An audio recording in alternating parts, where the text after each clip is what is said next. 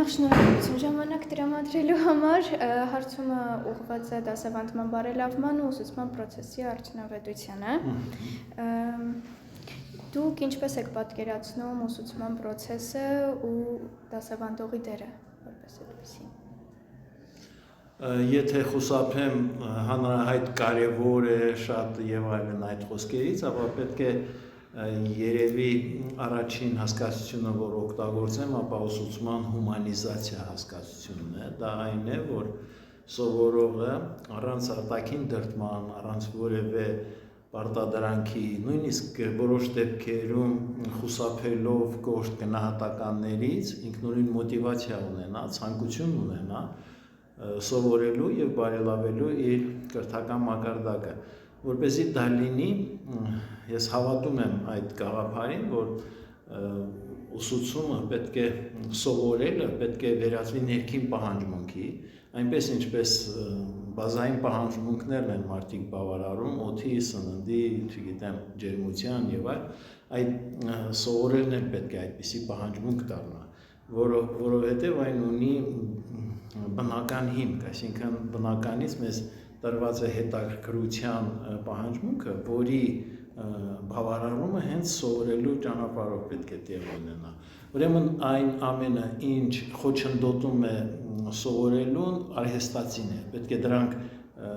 մի կողմ տանել, որպեսզի բնական պահանջմունքը բավարարվի։ Իսկ ինչպես եք մոտիվացնում ուսանողներին։ Հենց այդ նույն սխեմայով, այդ նույն մեխանիզմով, օրինակ, փորձում ենք այնպես անել, որպեսզի ուսանողը իդեմս դասախոսի չտեսնի այն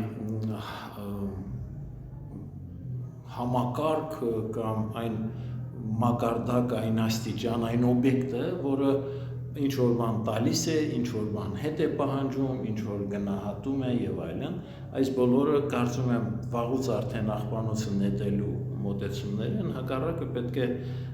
իմ կարծիքով այնպես անել, որ սովորելը ուսուցումը դառնա համագործակցություն։ Երկու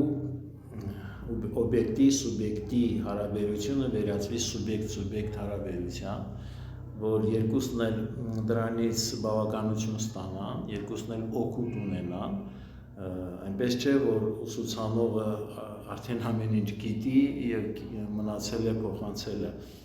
սովորողին։ Պետք է ուսուցանողը նույնպես սովորողից սովորի եւ այսպես ձեռքի տված պետք է բացահայտումներ անեն, պետք է նորանոր հորիզոններ զբաղեցնեն, գրավեն եւ հենց այդ ճանապարհով հասնեն իրենց պահանջմունքների բավարարման։ Իսկ ձեզ ինչն է ուսուցման մեջ մոտիվացնում։ Ուսուցման մեջ ինձ մոտիվացնում է այն, որ սովորելով ես նոր զգացմունքներ, հույզեր եմ ունենում, ապրումներ եմ ունենում, դա այն է, որ դու ինչ-որ մի նոր բան իմացար եւ այդպիսով ընդլայնվեց քո մտահորիզոնը, դու դարձար ավելի գիտակ, դարձար ավելի խելացի բառը չեմ ուզում ասել, եւ սովորելով է, որ մարդ կարող է հասնել ինքնաիրականացման, հասնել մի մակարդակի, որտեղ ինքը ազատ է, թե հոգեպես, թե բարոյապես եւ թե մտավոր առումով։ Հակառակ դեպքում, եթե գիտելիքը թերի լինի կամ կարողություններ, հմտություններ ժամանակակից ընկալումներով անբավարար լինեն, ապա անձը կմնա ստրուկը իրավիճակի, հանգամանքի, օրենքի, կարգ-կանոնի, բախի եւ այլնի։ Գիտելիքն ու կարողությունը, հմտություններն, որ մարդուն ազատություն են տալիս։ Ըստ ձեզ, որ ամենակարևոր հատկանիշները պետք է ունենա դասավանդողը։ Մարդկայնությունը պետք է ունենա, հետաքրքրասիրությունը երևի, պետք է նաեւ, գիտեք, համագործակցային կարողություններ ունենա, պետք է մի փոքր էլ հմայք ունենա, որպեսզի մարդիկ նրա հետ շփվելով ոչ միայն սովորեն նրանից, հակառակը նրանից պետք չէ սովորել, այլ նրա օգնությամբ եւ իհարկե դրանից ստանան իրենց լավագույն, այսպես ասենք, ապրումները ունենան։ ուսանողները ձեզ նշել էին նույն դասախոսների շարքում, որոնց դասավանդումից կարելի է օրինակ վերցնել, ինչ հստակ մոտեցում կամ մեթոդ եք կիրառում դասավանդում։ Շնորհակալ եմ իմ ուսանողներին, այդ գնահատանքը, հարգանքը փոխադարձ է, ուսանողները շատ լավ զգում են երևի, որովհետև կա նաև մյուս կողմից, իսկ թե ինչպես է հաջողվում դա անել, կարծում եմ պատասխանատվության զգացումն է, որ օգնում է, որովհետև յուրաքանչյուր պարապմունքի ես օրինակ մոտենում եմ պատասխանատվության, պատրաստում եմ սլայդներ, տեսասահիկներ, փորձում եմ ավելի շատ իմանալ, քան պետք է մատուցել ուսանողներին, կա մի շատ հին ժամանակներից եկած ճշմարտություն, դա այն է, որ ուսուցանողը առնվազն 3 անգամ պետք է ավելի շատ նյութի տիրապետի, քան մատուցվելու է տվյալ պարապմունքի ժամանակ։ Եվ հետո ես փորձում եմ պարապմունքը չվերածել զուտ դասարանային սխեմայով ինչ-որ զբաղմունքի, այլ բացահայտման, այլ նաև իր պահանջների բավարարման մի գործընթացի։ Երևի դա էլ հաջողվում է։ Գիտեմ, դեռ չեմ կարծում, թե հասել եմ միայն աստիճանի, որ արդեն կարող եմ վստահաբար ասել, որ վերջ ամեն ինչ արված է, հակառակը դեռ պրպտում ենք, դեռ փորձում եմ, դեռ բարելավում եմ, անընդհատ։ Կան մեթոդներ, որոնք դուք արդյունավետ եք համարում դասավանդման ընթացքում։ Անշուշտ կան, սկզբունքներ նախ կնշեի, մինչև մեթոդները, օրինակ կարծում եմ ամենակարևոր սկզբունքներից մեկը մատուցվող նյութի հետաքրքրությունն է, այն, որ այդ նյութը պետք է հետաքրքիր ակտուալ լինի, որպեսզի մարդիկ զգան, որ դա իրենց անհրաժեշտ է, այլ ոչ թե Ավստրալիայի քարանձավում ինչ-որ մողես է ապրում, նրա անունը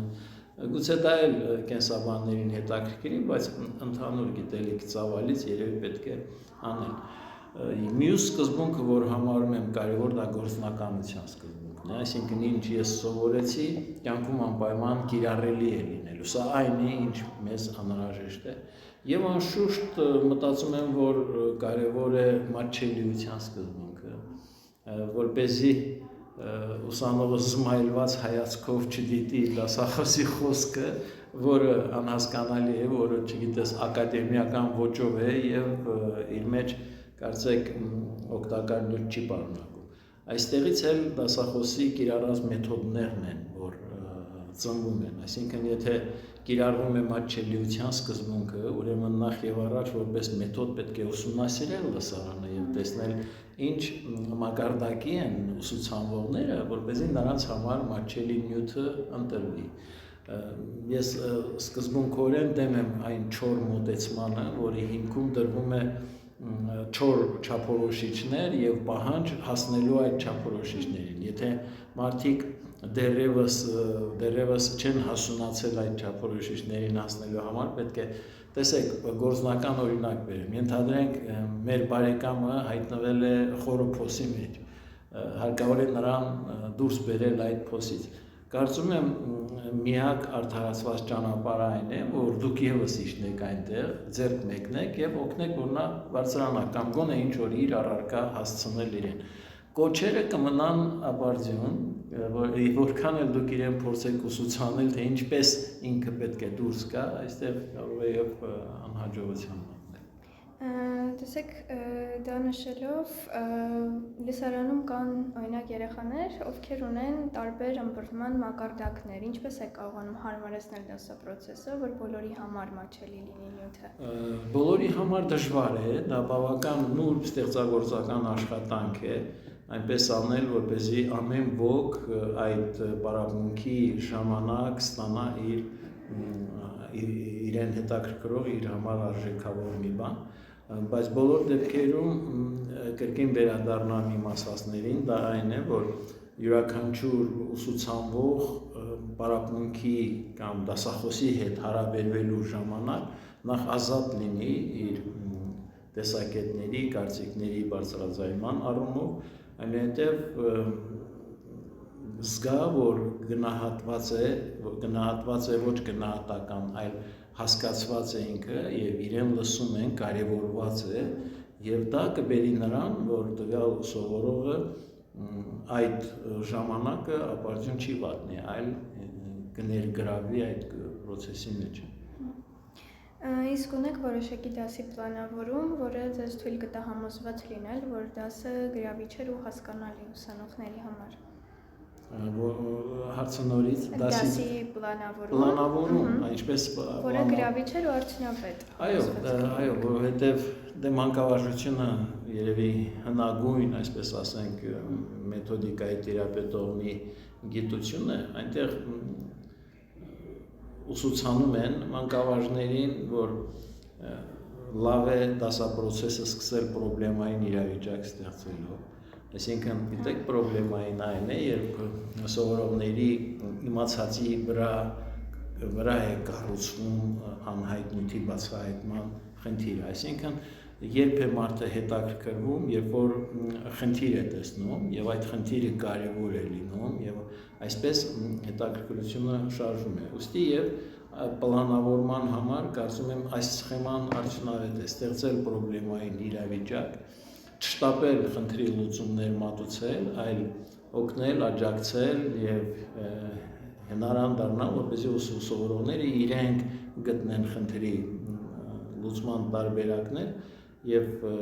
իհարկե վերջում նաեւ ամրապնդել այդ սովորածը մեկ սխեմա կամ մեկ տարբերակ երևի թե ունիվերսալ չի կարող լինել յուրաքանչյուր թեմա կարող է եւ առանձնահատուկ լինել իր մատուցման մեթոդիկայով այնպես որ ստեղծագործական աշխատանք է անդադ պետք է որոնել անդադ պետք է փնտրել գտնել իսկ ինչպես եք խրախուսում ուսանողներին, որպեսզի մասնակցեն դասապրոցեսին հարցեր տան։ Ամեն հնարավոր եւ մատչելի ձևերով խրախուսում եմ բարի ժպիտով, խրախուսում եմ հայացքով, խրախուսում եմ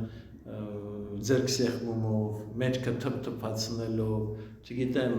այլ մարդկային ձևերով եւ եղանակներով եւ իհարկե փորձում եմ մղել, որպեսզի ձեռք բերածով չբավարարվի, այլ անընդհատ զարգանա, առաջ գնա։ Խրախուսանքը կամ պատիժը, այո, գործուն մեթոդներ են, բայց սրանք միշտ չէ, որ իրենց ցանկալի էֆեկտը ունենում են։ Հակառակ դեպքում մենք իրավիճակի ենք առնչում, որ սովորողի մոտ ձևավորում է, սկզբում հիշում եք, ես ասում եմ մոտիվացիա, որ ձևավորվում է արտաքին մոտիվացիա, այսինքն ստացվում է իրավիճակ, երբ նա սովորում է, որպեսզի իրեն խրախուսեն, երբ նա,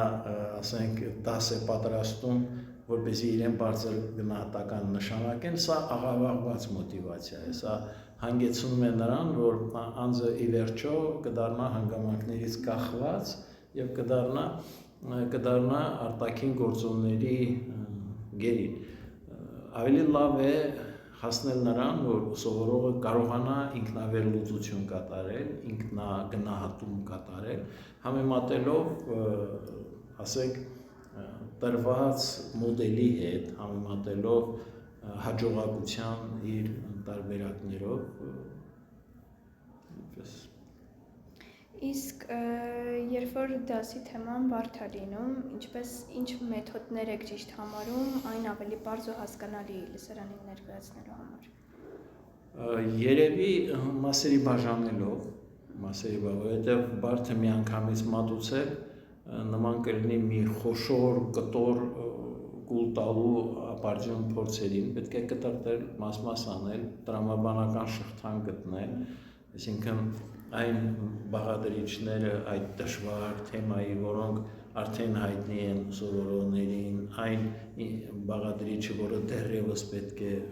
փորձել հա այդպես դեֆրագմենտացիա անել եւ համբերությամբ անշտապ մատուցել նյութը։ Բոլոր դեպքերում լավագույն արդյունքը այն կլինի, որ ռեֆլեքսիայի մղես ուսանողին, այսինքն ինքը ցանկություն ունենա ինքնուրույն հասկանալու այդ պրոբլեմի էությունը, դժվար կամ հեշտը մի տեսակ ընդհանրական է ասված, հնարավոր է լինի այնպիսի ուսանում, որ արագ ընկալի, մեկ ուրիշի համար դժվար լինի նյութը, այնպես որ երևի ճիշտ ուղին մաս-մաս տարբերակված մոտեցումներ։ Այ ասացիք ռեֆլեքսիայի մղել, ինչա դա իրանից ներկայացնում։ Ռեֆլեքսիան ինքնավերլուծությունն է, հայացք դեպի իր մտքերը, իր այսպես հնարավորությունների գնահատումն է, որովհետև եթե փոսի օրինակը նորից բերեմ, եթե ձեր առջև խոր փոս է, ապա միայն ձեր հնարավորությունների ճիշտ գնահատումը արդարացված որոշման հիմք կդառնա ցատկել այդ փոսի վրայով, թե ոչ։ Կարող ենք մենք արդյոք այնպիսի ցատկ կատարել, որը թույլ կտա հասնել փոսի մյուս կողմ։ Սա էլ հենց շնորհիվ ռեֆլեքսիայի տեղի կունենա, սեփական հնարավորությունների վերլուծություն, ինքնագնահատում եւ համապատասխան որոշման ընդունում։ Եթե դա տեղի չունենա, ուսուցումը ապարդյուն կլինի։ Տեսել եք մայրիկի, որը երեխային ուզում է կերակրել գդալով, բայց երեխան բերանը չի բացում։ Եվ մայրիկը փորձում է նրան ամեն կերպ համոզել, ուղղակի այդ ճաշը երեխան ուտել չի ցանկանում եւ վերջ։ Նույնը եւ ուսուցման process-ն է։ Այսինքն, եթե սովորողը չբացվի, եթե սովորողը բերանը չէ այս անգամ իր հոգին, իր մտքերը, սիրտը, ուղեղը, ապա ապարդյուն կլինի սովորողը ծնողի ջանքերը։ Պետք է առաջին հերթին ձգտել նրան, որ ուսանողը ցանկանա սովորել։ Ըստ ձեզ այդ դեպքում ինչ ձևով կարելի է դասակ process-ը շարունակել, սլայդներ, ինտերակտիվ քննարկումներ, որոնք եք ավելի արդյունավետ համարում։ Այո, տեսեք, ուսանողները շատ լավ գնահատում են ձեր եւ մարդկային, եւ մասնագիտական, եւ քաղաքացիական բոլոր առումներով իրենք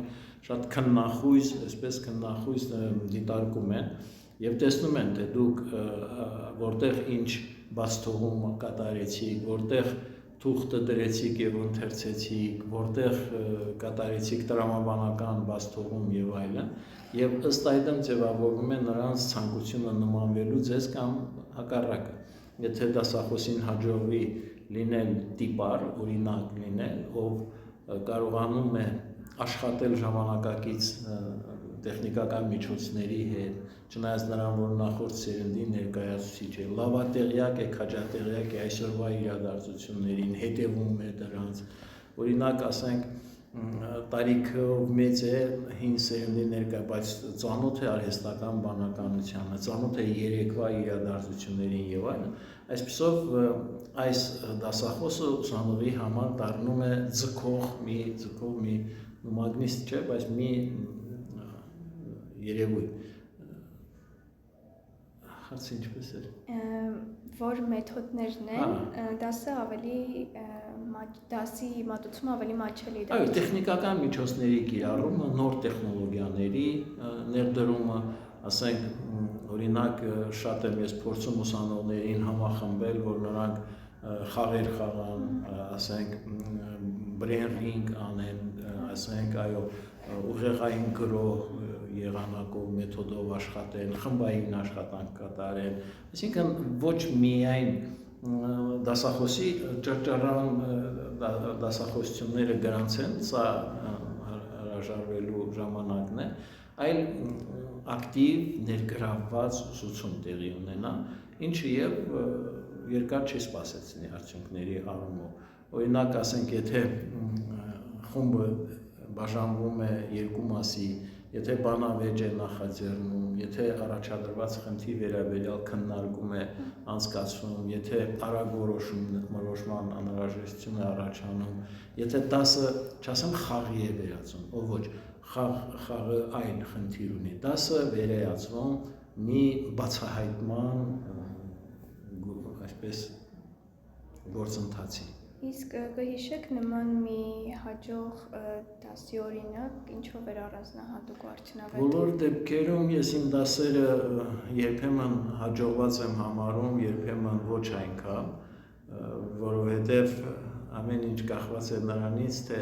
ինչքան հնարավորություն ժամանակ եմ ունեցել նախապատրաստվելու համար, լինում է այնպես, որ դե գիտեք հիմա ժամանակը միշտ չէ որ բավականացնում է, երբեմն դասապրոցեսին ոչ այնքան նախապատրաստված, որքան կկամենայիր։ Այդպիսի դասերը ակնհայտորեն հանգեցնում են ոչ բարձր արդյունքի, բայց եթե պլանային նախապատրաստված դաս է լինում, ապա որպես կանոն հաջողվում է։ Ինչպես եք լսարանում դրական առողջ միջավայր ստեղծում։ Ժպիտով, կամեցողությամբ, բարյացակամությամբ, հուսադրող, քաջալերող խոսքով, որովհետև եթե մարդու մեջ չարտնացնեք ձգտումը բարելավելու սեփական ցուցանիշները, այլ հակառակը մատնացույց անեք միայն նրա թերությունները եւ միայն նրա անհաջողությունները, ապա մենք երկու տարբեր արդյունք կունենանք։ Այն դեպքում, երբ դուք փորձում եք վերացնել թերությունները, մատնացույց եք անում, նրան անընդհատ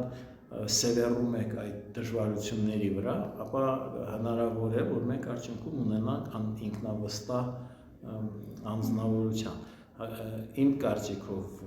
կարծում եմ դա կիրառելի տարածելի է նաև այլ իրավիճակներում, անընդհատ պետք է քաջալերել, որպեսզի սովորողը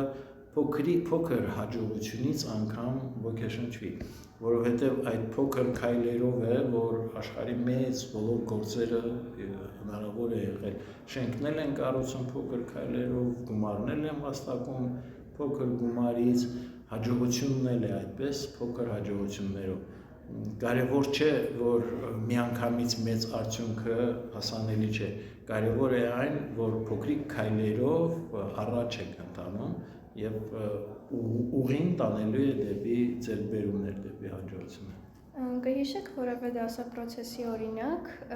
որը իր արդյունավետությամբ, վերջնարդյունքով տպավորվել է ձեր մեջ։ Բոլոր դասերը կարծեք իմ զավակները լինեն, այդպես չեմ ուզում տարբերություն դնել մեկի եւ մյուսի միջև, ասել այ այս մեկը լավ դաս էր, այս մեկը ոչ այնքան, որովհետեւ գիտեք նայել, որը որ արտակնապես թվում է չհաջողված, դա էլ իր դերակատարություն ունեցավ, դա էլ տվեց հնարավորություն վերլուծել, այսինքն գուցեև այդ փորձարկումը այնքան հաջող չէր, որքան մեկ այլ փորձարկում, բայց բոլոր դեպքերում նա լրացրեց այդ անցքը նույնպես փակեց։ Բոլոր դասերն էլ կարևոր են։ Իսկ որ չափորոշիչով եք որոշում դասը հաջողված էր, թե ոչ։ Արդյունավետությունից, ուսանողների բավարարվածությունից, յուրացրած նյութի ծավալի եւ անհրաժեշտ նյութի համեմատությունից, չեմ սիրում չոր գնահատման մեխանիզմը, երբ պետք է գրատախտակի մոտ կանչել եւ դատախազի նման պահանջել, որպեսզի ուսանողը պատմի, այդ բոլորին կարելի է հասնել օրինակ դասապրոցեսի կամ ուսումնական կիսամյակի ընթացքում, եթե դուք անընդհատ ուսանողների հետ եղել եք ինտերակտիվ շփումներում, եթե անընդհատ, ապա այս տարբերակը ավելի արդյունավետ է գնահատման առումով, քան մեկ հարցատոմսը, որը կարող է եւ պատահականության բերել։ Իսկ ուսանողների կողմից երբևէ ստացել եք առաջարկ ձեր դասավանդման վերաբերյալ, ինչպես եք դրան վերաբերում։ Դա առաջարկ բարելավելու համար անընդհատ ես ուսանողների հետ կապի մեջ եմ, հետադարձ այդ ֆիդբեքի, միշտ փորձում եմ դասի վերջում ընթացքում անգամ հավաստիանալ, որ ամեն ինչ ճիշտ է ընթանում, որ իրենց դուր է գալիս, միայն դուր գալը չէ, որովհետև հնարավոր է շատ հաճելի լինի, բայց ոչ արդյունավետ, անշուշտ ուսանողների հետ միշտ կապի մեջ եմ, միշտ լսում եմ իրենց խորհուրդները։ Օրինակ, լինում է այնպես, որ ես երկար բարակորե թեմա եմ բացատրում, բայց ուսանողները ավելի գործնական, հիմնականում դա է լինում ուսանողների ցանկությունը, օրինակ թեստ լրացնել, օրինակ դրա կիրառումը կյանքում ինչպես է լինելու, դու տեսություն ես բացատրում, իրենք թերապևտիկ ինչ-որ հնարք են ուզում յուրացնել եւ այլն, անշուշտ ուսանողները միշտ էլ խորհուրդ եմ տալիս։ Իսկ եղել են դեպքեր, երբ փոխել եք ձեր մոտեցումը ուսանողի Անընդհատ եմ փոփոխում, այո, ուստի եւ գիտեք, այնքան էլ շատ չեմ սիրում սխեմատիկ մոտեցումը պարապմունքի նկատմամբ, լավ է ունենալ պլանը պարապմունքի, երբ ամեն ինչ հստակ է ընթանում, բայց կյանքը շատ բազմազան է, հարուստ է, լինում է այնպես, որ պլանը ինչ-որ տեղ, ինչ-որ մի բան, օրինակ ասենք պլանավորել եք տեսասահիկներով դաս հոսանքն է անջատվել, ինչ-որ այլ տեխնիկական պատճառ, կամ պարզապես ուսանողները այդ տրամադրվածությունը չունեն, նախորդ թեման այդքան էլ լավ չեն յուրացրել, հարկավոր է ևս մեկ անգամ, ամեն անգամ անդրադառնալ եւ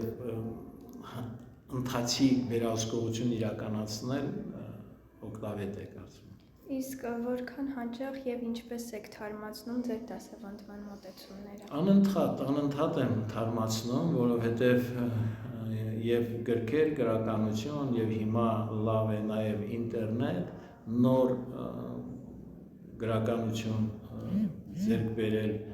նոր աղբյուրներ ստանալ մեր իրականության մեջ այդ բոլորը կիրառել, այս ճանապարհով փորձում եմ ձեր մատը զարկերակի վրա պահել, որ չհնանա, եթե փորձեք հնացած նյութ մատուցել, ապա դա անմիջապես ակնհայտ կդառնա եւ ձեր ջանքերը արդյունավետ չեն լինի։ Իսկ որպես դասավանդող ինչ մարտահրավերների եք բախվում։ Դժվար է այն, որ հիմա ինձ թվում է, որ մեր կրթության համակարգում ցանկությունն է մեծ, ինչ որ մի բան փոփոխելու, բայց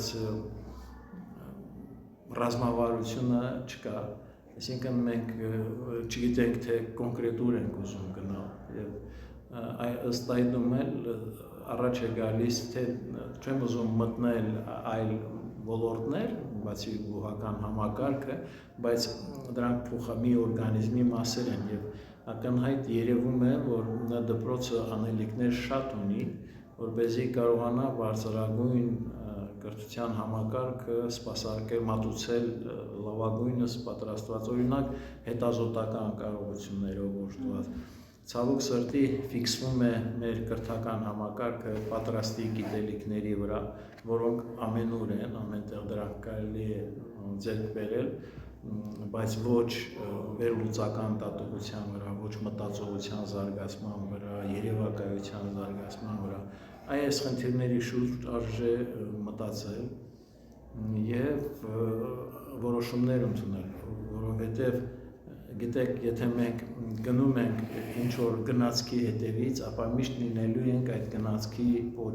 պոչին, պետք է փորձել ելք գտնել այնպիսին, որը բնորոշ է քեզ եւ գնալ քո ընտրած ճանապարհով, այդպիսի ժողովուրդներին են հարգում, այդպիսի կրթական համակարգ կլինի հաջողված։ Իսկ ունեք որոշակի գաղափարներ կամ առաջարկներ, թե ինչպես կարելի է բարելավել ու առնչվել այդ մարտահրավերին։ Հա, կարելի է մտածել, կարելի է կոնկրետ առաջարկություններ մշակել, ներկայացնել, բայց տեսնում եմ, որ դրանք կմնան այնտեղ միտեղ պատից կախված եւ այդքան էլ լավատես չեմ, որ իսկապես կա հետաքրքրություն համապատասխան որոշում ընդունողների մոտ բարելավելու այդ իրավիճակը եւ այդ ժամանակ դրանում կարելի էր համոզվել, եթե իսկապես լուրջ քննարկումներ տեղի ունենային, եթե իսկապես խրախուսվեր կամ ձեռնարկվեր միջոցառումներ, որոնք կբարելավեին, կբերեին արդյունքների, բայց քանի որ հիմա այլ իրավիճակ է, ուստի ես առայժմ հապաղում եմ հստակ առաջարկություններ ներկայացնելու այդ։ Իսկ մյուս դասավանդողներին ինչ խորհուրդ կտաք։ Մյուս դասավանդերների արդեն ինչ որ ասում էի, արդեն խորհուրդներ էր, ինչ որ ասում էի, խորհուրդ եմ տալիս սիրել ուսանողներին առաջին հերթին, դա ամենակարևորն է, քո աշխատանքը պետք է սիրես, ինքդ երբեք չցածրացնես քո կատարած աշխատանքի արժեքը եւ չասես չեն գնահատում, չեն բարձրացնում, ինքդ գնահատիր, ինքդ բարձրացրու, ում եք սպասում։ Ես հենց այդ մասին էի ասում, որ ամեն ոք իր Թումանյանի խոսքերով իր եղջյուրները ինքը պիտի շինի, այսինքն ամեն ոք իր միջավայրում պետք է բարելավում բերի, ամեն ոք պետք է իր առաջընթացը պլանավորի եւ ընթանա այդ ուղիներով։ Դժվարությունները միշտ լինելու են, չգնահատողները կան, հարկավոր է լավ պատկերացնել իրավիճակը, թե ինչ իրավիճակ է եւ այդ պայմաններին համապատասխանեցնել քայլերի հերթականությունը կամ տրամաբանությունը, թե չէ ապրել տեսլականներով, որոնք բխեցված չեն կամ դուրս բերված չեն ներկա իրավիճակից, կարող է եւ ֆրուստրատիվ շփոթեցնել մարդուն։ Շնորհակալություն պատկերացումներով կիսվելու համար, իսկ որևէ բան կա, որ կուզենաք ավելացնել կամ հարցեր։ Ավելացնելս այն է, որ գիտեք, մեր երկիրը, հասարակությունը, մարդիկ, սերունդները փառք Աստծո, որ աշխարհի մասշտաբով երբևիցե ամաչելու կամ, չգիտեմ, այլ խնդիր չենք ունեցել, հակառակը ամբողջ աշխարհը գիտի, թե հայի կարողությունները ինչպիսին են, էթնիկական, ժառանգական տվյալները, IQ են ասում եւ այլն։ Այս բոլորը պետք է զարգացնել, պետք է ուղղակի բարձրացնել ինտելեկտի դերը հասարակական կյանքի կազմակերպման հարցում։ Մյուս արժեքները թույլ չտալ, որպեսզի տիրապետեն բարոյականության վրա, մտավոր մակարդակի վրա, հակառակ դեպքում վատ բաներ են լինելու։ Այդքան։ Շնորհակալ եմ, ես եմ շնորհակալ։ Այդքան,